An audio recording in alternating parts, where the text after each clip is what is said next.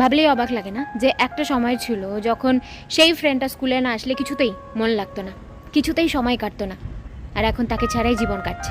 Best part কি বলতো? দুজন বেস্ট ফ্রেন্ড যারা একে অপরের জন্য loyal, same priority, same hugs, same love, same bonding, no jealousy. বন্ধু মানে পিওর লাভ, নো ভেজাল, যার ভালোবাসায় কোনো স্বার্থ নেই। বন্ধুত্ব মানে যার সাথে চরম দুঃখের দিনও প্রাণ খুলে হাসতে পেরেছি।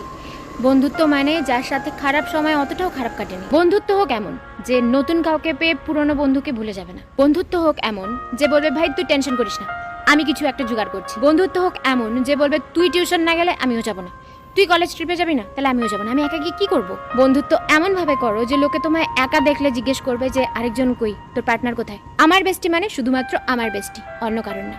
ভালো থাকুক সেই সমস্ত বন্ধুরা যারা বন্ধু ছিল, আছে এবং আগামী দিনে যখন দাঁত ফোকলা হয়ে যাবে, সব দাঁত পড়ে যাবে, সেই ফোকলা দাঁতও একসাথে হাসবে।